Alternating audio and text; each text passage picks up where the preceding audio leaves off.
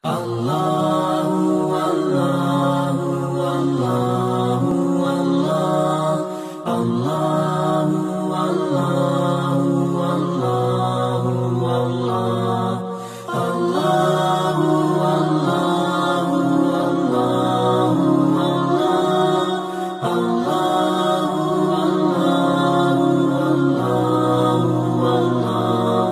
Allahu Allahu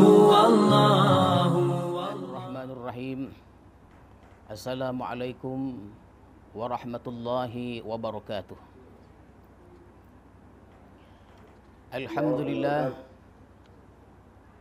Alhamdulillahi bil judi wal karam alladzi ja'alana min ummati sayyidina Muhammadin sallallahu alaihi wasallam. Wassalatu wassalamu ala sayyidina Muhammadin an-nabiyil akram wa ala alihi wa ashabihi wa zurriyatihi wa atba'ihi wa man ihtaram, amma ba'du. Yang saya hormati Bapak Wisnu Sunandar, Kepala Kanwil PT Bank Syariah Mandiri Sumatera 1, Bapak Dr. Andes Haji Syahrul Wirda MM, Kepala Kanwil Kemenak Provinsi Sumatera Utara, Bapak Dr. Haji Muhammad David Saragih, SAG MM, Kepala KTU Kanwil Kemenak Provinsi Sumatera Utara, Bapak Haji Zulfan Effendi SAG MSI, Kepala Kantor Kemenak Langkat, Bapak Dr. Andes Haji Muksin Batubara MPD, Kepala Kantor Kemenak Kabupaten Karo, Bapak Haji Mashudi SOS MAP PLT, Kepala Kantor Kemenak Kota Binjai, Bapak Dr. Andes Haji Input Siregar MA, Kepala Kantor Kemenak Kota Medan, Bapak Sokanda Siregar SAG, Kepala Kantor Kemenak Kabupaten Simalungun, Bapak Dr. Andes Haji Muhammad Hasbi MH, Kepala Kantor Kemenak Kota Pematang Siantar, serta para peserta sekalian dimanapun Anda berada. Alhamdulillah, marilah kita bersyukur kepada Allah Subhanahu wa Ta'ala yang telah melimpahkan rahmat dan hidayahnya kepada kita semua, sehingga pada pagi hari ini kita dapat melaksanakan satu acara yang cukup baik, memperingati Maulid Nabi Muhammad sallallahu alaihi wasallam. Salawat dan salam kita ucapkan dan kita sampaikan kepada Rasulullah sallallahu alaihi wasallam beserta keluarga, para sahabat dan para pengikut-pengikut beliau. Mudah-mudahan kita mendapat syafaat Rasulullah di hari kemudian nanti. Para peserta sekalian, alhamdulillah atas anugerah Allah, berkat pertolongan Allah, pagi ini kita dapat melaksanakan salah satu acara yang sangat baik, peringatan Maulid Nabi besar Muhammad sallallahu alaihi wasallam, walaupun dalam suasana Covid yang mana sekarang ini dunia dilanda satu virus yang sangat berbahaya. Walau demikian kita berdoa kepada Allah Subhanahu wa Ta'ala, semoga virus tersebut dapat hilang dengan segera dan wabah yang datang kepada kita membawa kebaikan kepada kita semuanya. Amin ya rabbal alamin. Tentu kita semua sudah tahu bahawa secara sejarah sudah mencatat bahawa Rasulullah sallallahu alaihi wasallam dilahirkan pada tanggal 12 Rabiul Awal.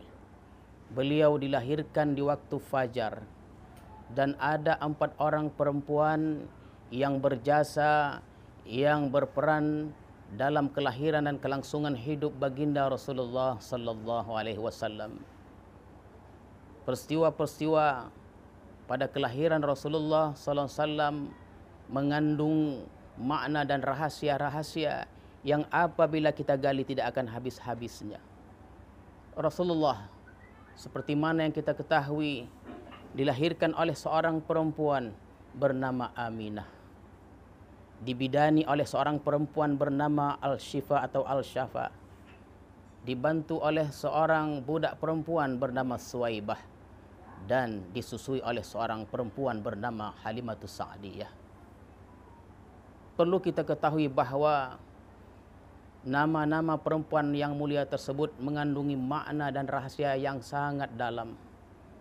Oleh karena itu, para peserta sekalian, para ulama dan hukama mengatakan bahawa Aminah itu artinya aman atau tenang atau tentram. Mereka mengatakan bahawa Al-Shifa atau Al-Syafa itu artinya sembuh dari berbagai macam penyakit. Sedangkan Suwaibah artinya pahala. Sementara Halimatus Sa'diyah atau Sa'diyah artinya keberuntungan di dunia dan di akhirat. Apa yang dapat kita simpulkan? Bahawa apabila kita memperingati Maulid Nabi Muhammad sallallahu alaihi wasallam, kita akan mendapatkan 4 macam, saudara-saudara sekalian.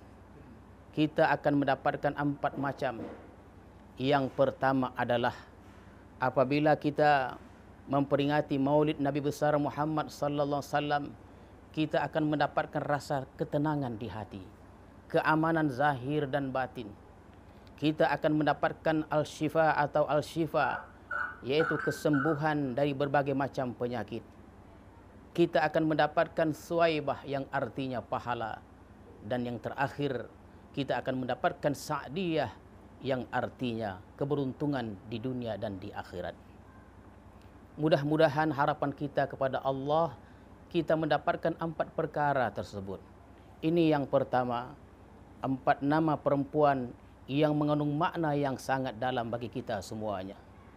Yang kedua, para peserta sekalian, bahawa Rasulullah sallallahu alaihi wasallam, Nabi yang kita muliakan ini, dilahirkan di waktu fajar. Itu menandakan atau mengisyaratkan bahawa yang lahir ini, Rasul yang lahir ini membawa cahaya. Fajar itu artinya cahaya yang menerangi. Jadi apabila kita memperingati Maulid Nabi besar Muhammad sallallahu alaihi wasallam, kita akan mendapatkan cahaya, nur yang menerangi hati kita yang selama ini gelap dengan dosa dan kesalahan. Dan yang ketiga, para peserta sekalian, bahawa Rasulullah sallallahu alaihi wasallam dilahirkan pada tanggal 12 Rabiul Awal. Rasulullah tidak dilahirkan pada tanggal 1 Rabiul Awal. Rasulullah tidak dilahirkan pada tanggal atau tanggal 3 Rabiul Awal. Tapi Allah Subhanahu wa taala mentakdirkan, memilih Rasulullah untuk dilahirkan pada tanggal 12 Rabiul Awal. Ini pun mengandungi makna yang sangat hebat. Kenapa Rasulullah dilahirkan pada tanggal 12 Rabiul Awal? Karena yang hadir ini, yang akan lahir ini adalah seorang yang mulia, membawa satu ajaran atau agama Islam yang berpokok kepada 12 perkara. Karena yang akan lahir ini, kata para ulama dan hukama, membawa satu ajaran atau agama Islam yang berpokok kepada 12 perkara. Apa itu 12 perkara? Yang pertama adalah rukun iman. Rukun iman ada 6 perkara. Engkau beriman kepada Allah. Engkau beriman kepada para malaikat. Engkau beriman kepada kitab-kitab. Engkau beriman kepada nabi-nabi. Engkau beriman kepada hari akhir. Engkau beriman kepada qada dan qadar. Jumlahnya adalah 6. Yang kedua adalah rukun Islam. Rukun Islam jumlahnya 5 perkara. Apa dia? Mengucapkan 2 kalimat syahadat. Mendirikan salat. Puasa di bulan Ramadan. Menunaikan zakat dan haji ke Baitullah.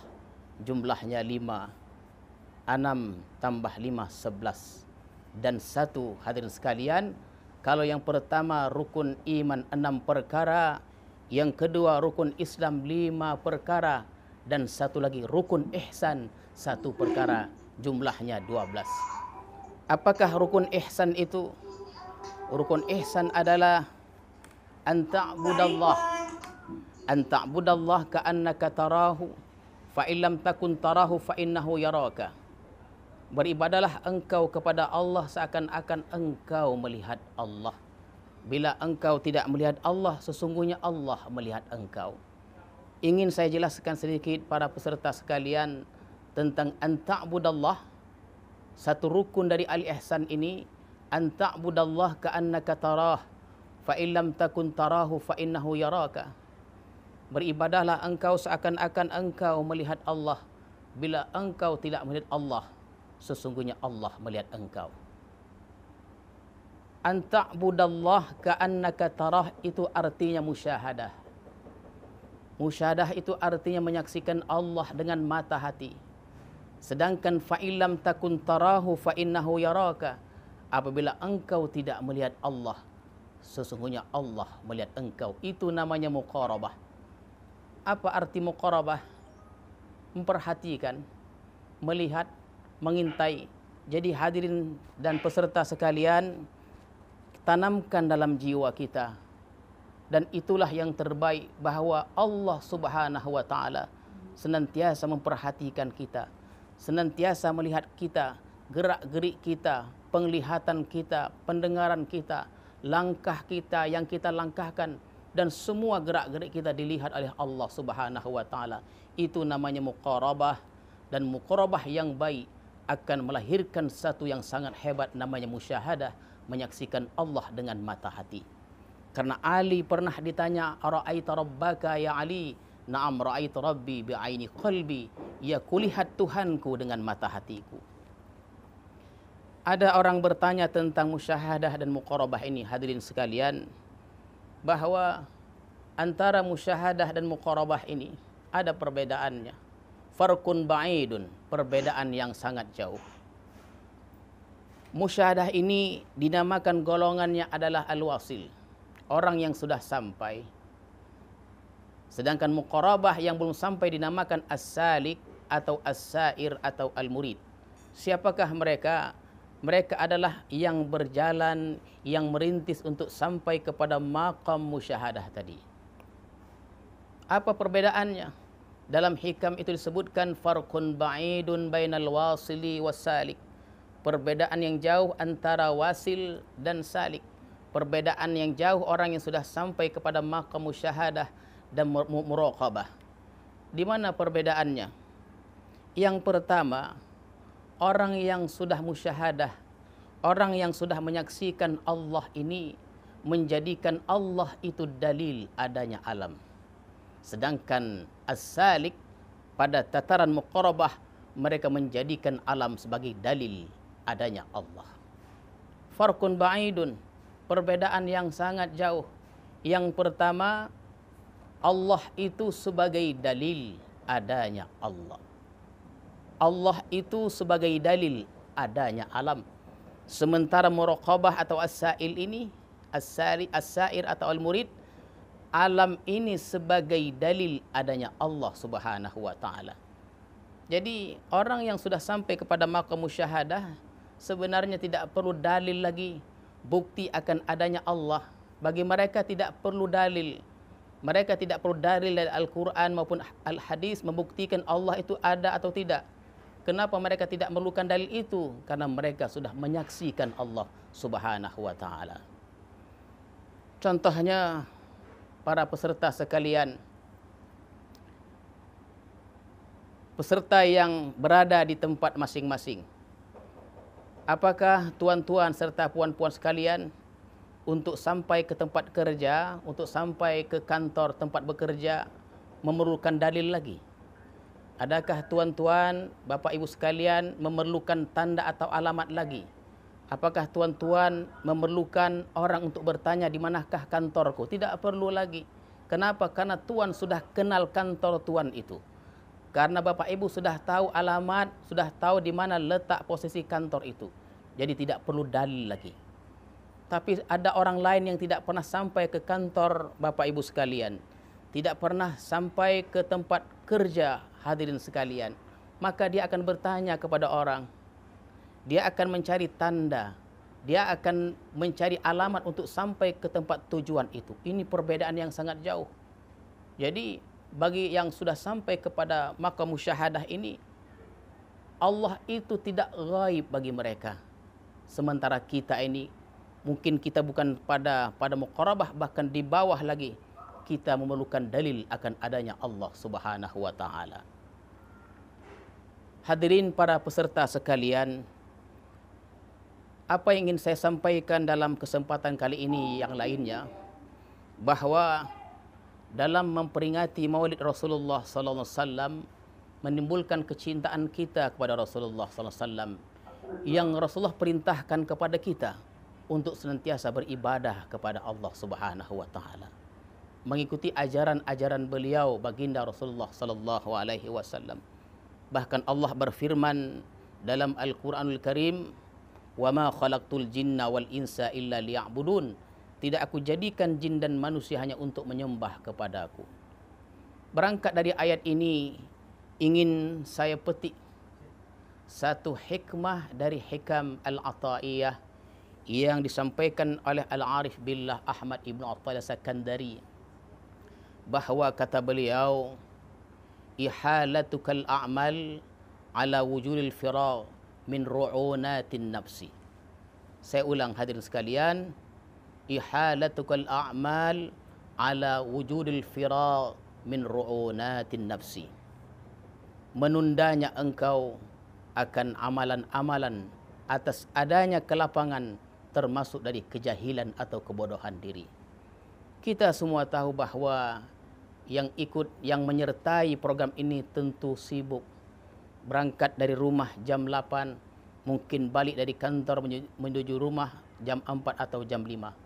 Tapi ingatlah bahwa kita punya kewajipan-kewajipan kepada Allah Subhanahu wa taala. Ingatlah bahwa dunia ini fana, dunia ini binasa, dan kita akan dikembalikan kepada Allah Subhanahu wa taala dengan amal-amal kita. Jadi apa maksud hikmah tadi? Kata Ibnu Athaillah, apabila kita berkecimpung dalam urusan-urusan dunia. Saya tahu yang menyertai program ini ada sebagai pegawai bank syariah, ada sebagai guru di sekolah negeri dan sekolah swasta, mungkin ada petani, mungkin ada pedagang, dan lain-lainnya. Ingatlah kata beliau, apabila pekerjaan kita itu, apabila kesibukan-kesibukan kita itu melalaikan kita dari mengingat Allah Subhanahu wa taala, lalai kita dari Allah, lalai kita berzikir kepada Allah Subhanahu wa taala, bahkan kita mungkin berkata, apabila nanti ada waktuku yang lapang, aku akan beribadah kepada Allah Subhanahu wa taala. Menunda-nunda untuk beramal. Apabila nanti ada waktuku yang lapang, aku akan beramal kepada Allah, aku akan taat kepada Allah Subhanahu wa taala. Maka ingatlah perkataan seperti ini atau menunda-nunda amal dikatakan dari kejahilan diri seorang hamba itu. Hadirin dan para peserta sekalian,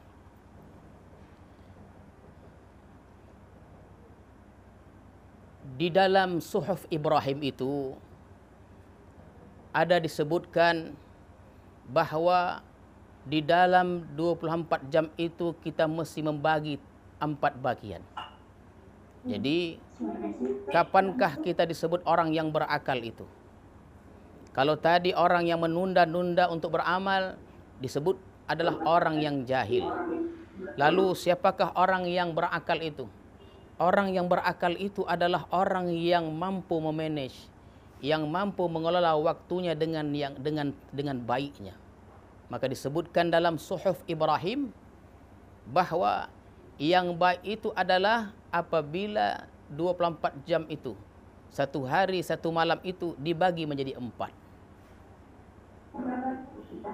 Dibagi menjadi 4. Yang pertama adalah dalam satu hari satu malam, di dalam 24 jam itu ada waktu untuk berzikir kepada Allah. Ada waktu untuk salawat kepada Rasulullah sallallahu alaihi wasallam. Ada waktu kita untuk membaca Al-Quranul Karim. Maka para pegawai-pegawai sekalian, pegawai swasta, pegawai negeri dan swasta, pegawai-pegawai bank, bawalah Al-Quran. Dalam Anda bekerja, berkhidmat kepada manusia, kepada orang, bawalah Al-Quran. Di waktu-waktu kosong bacalah Quran. Di waktu-waktu kosong bacalah selawat.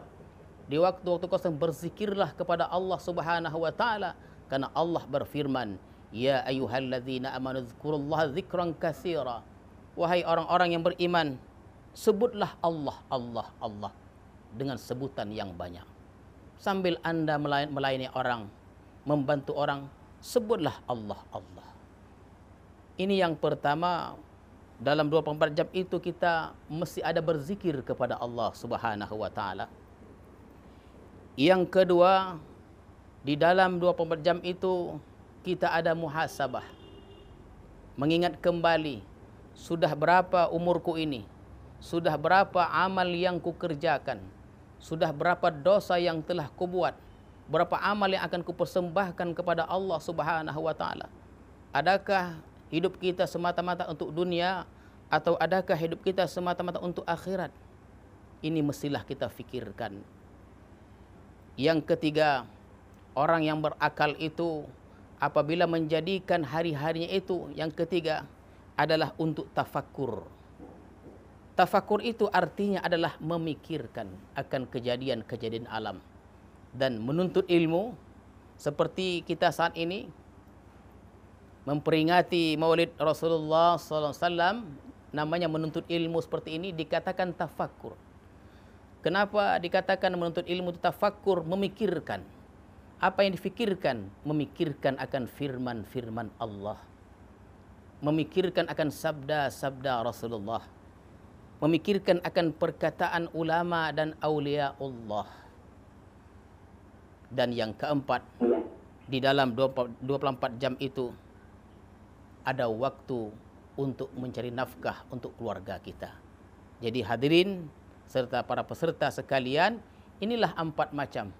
Orang yang berakal itu apabila menjadikan hari-harinya itu dibagi menjadi 4. Yang pertama ada waktu untuk berzikir. Yang kedua ada waktu untuk muhasabah. Yang ketiga ada waktu untuk tafakkur. Dan yang keempat ada waktu untuk mencari nafkah untuk keluarga. Apabila seorang hamba itu tidak mampu memanage, mengelola waktunya seperti yang termaktub dalam Suhuf Ibrahim, dan menunda-nunda untuk beramal, dikatakanlah dia sebagai seorang hamba yang jahil atau yang bodoh. Ingin saya sebutkan pada peserta sekalian, kenapa orang-orang yang menunda-nunda untuk beramal ini dikatakan jahil? Kenapa orang-orang yang menunda-nunda beramal dikatakan jahil, hamaqah? Ya. Dikatakan jahil karena ala salasati aujuh, karena dilihat dari 3 segi atau 3 sebab.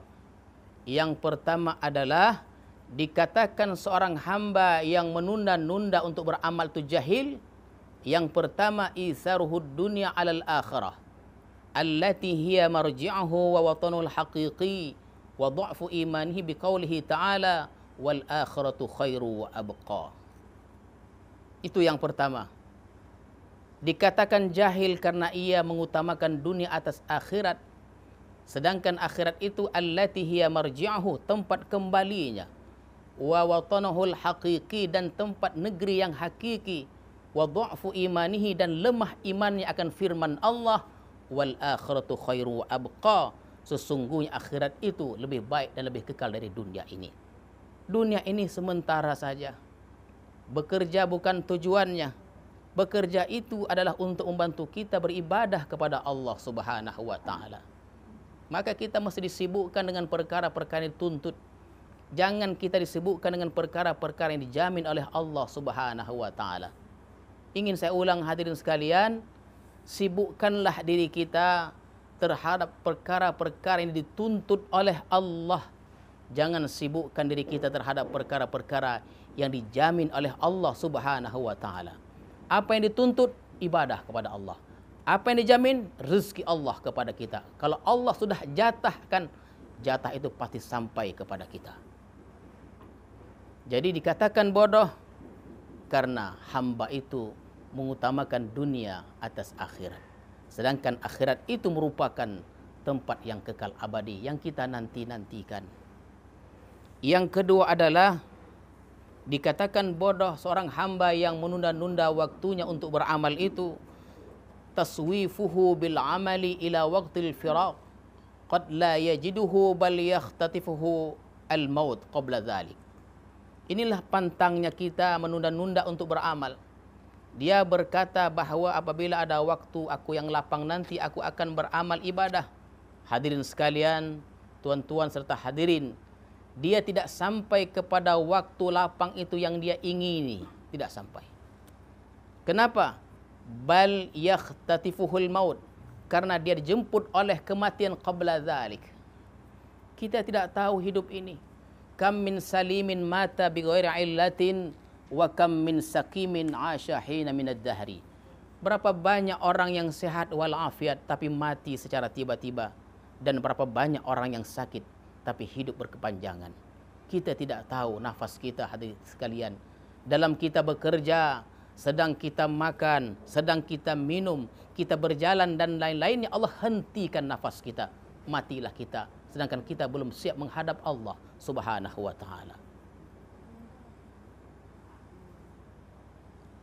Yang ketiga, pantangnya kita menunda-nunda waktu untuk beramal ini adalah au yazdadu syughluhu, bertambah kesibukannya, lianna asyghalad dunya yatada'ab ba'daha ila ba'din, karena kesibukan dunia akan melahirkan kesibukan-kesibukan yang lain. Jangan kita menyangka bahwa sore nanti kita tidak sibuk. Jangan menyangka bahwa besok kita tidak sibuk. Tapi boleh jadi sore nanti atau besok adalah yang paling sibuk dalam hidup kita, sehingga kita tidak sempat untuk beramal ibadah kepada Allah Subhanahu wa ta'ala. Au ya'tarduhul marad, atau dia ditimpa oleh satu penyakit, wala yastati'u bihil amal, sehingga ia tidak boleh beramal kepada Allah Subhanahu wa ta'ala. Kita tidak ada kuasa, kalau sakit datang tidak ada satu orang pun yang dapat menolak penyakit itu datang. Jadi janganlah coba-coba kita menunda-nunda kebaikan, menunda untuk beramal kepada Allah Subhanahu wa ta'ala. Dan yang ketiga, hadirin sekalian, qad yafrugu minal ashghal, dia sampai ke masa atau ke waktu lapang itu. Wa qad dha'afat niyatuhu wa himmatuhu li sababin minal asbab. Ketika dia berkata bahawa esok aku akan beramal ibadah, dia tidak mati, dia tidak sakit, dia tidak sibuk, dia sampai ke waktu yang dia ingini itu. Walakin dha'afat niyatuhu wa himmatuhu, tapi lemah niatnya atas sebab sesuatu. Boleh jadi kita contohkan, mungkin setelah zuhur nanti kita akan beribadah, akan solat berjamaah di masjid. Kalau mereka yang di Stabat, mungkin solat masjid di Masjid Raya Stabat atau masjid di komplek Pemda Langkat. Itu niatnya seperti itu. Tapi ternyata setelah ini, tuan-tuan hadirin sekalian, makan di rumah makan Padang contohnya, nambah sampai 1-2 kali, sehingga kekenyangan. Niat yang ingin untuk solat berjamaah tidak jadi. Kenapa? Karena kekenyangan. Qad yafrugu minal ashghal wa qad dha'afat niyatuhu wa himmatuhu.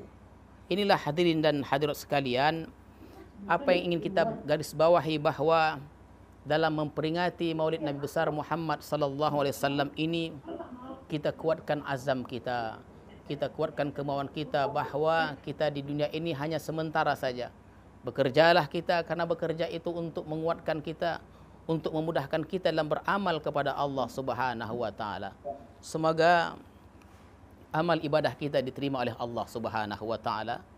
Allah ridha kepada kita semuanya, dan mudah-mudahan peringatan Maulid Nabi besar Muhammad sallallahu alaihi wasallam membawa berkah kepada kita semuanya. Muncul rasa aman pada diri kita, kita sembuh dari berbagai macam penyakit, kita mendapat pahala, dan kita mendapatkan keuntungan di dunia dan di akhirat. Mudah-mudahan kelak kita bersama para orang-orang saleh di dalam surga Jannatun Naim, dan semoga Allah terima segala amal ibadah kita. Ini saja yang dapat saya sampaikan kepada hadirin sekalian. Sekiranya ada khilaf dan salah, saya haturkan berjuta maaf. Akhirul kalam. Assalamualaikum warahmatullahi wabarakatuh. Waalaikumsalam warahmatullahi wabarakatuh. أعوذ بالله من الشيطان الرجيم بسم الله الرحمن الرحيم الحمد لله رب العالمين والصلاة والسلام على أشرف الأنبياء المرسلين وعلى آله وصحبه أجمعين اللهم زدنا علما وارزقنا فهما ولحقنا بالصالحين اللهم اجعل جمعنا هذا جمعا مرحوما وتفرقنا من بعده تفرقا معصوما وصلى الله على سيدنا محمد وعلى آله وصحبه أجمعين سبحان ربك رب العزة عما يصفون وسلام على المرسلين والحمد لله رب العالمين.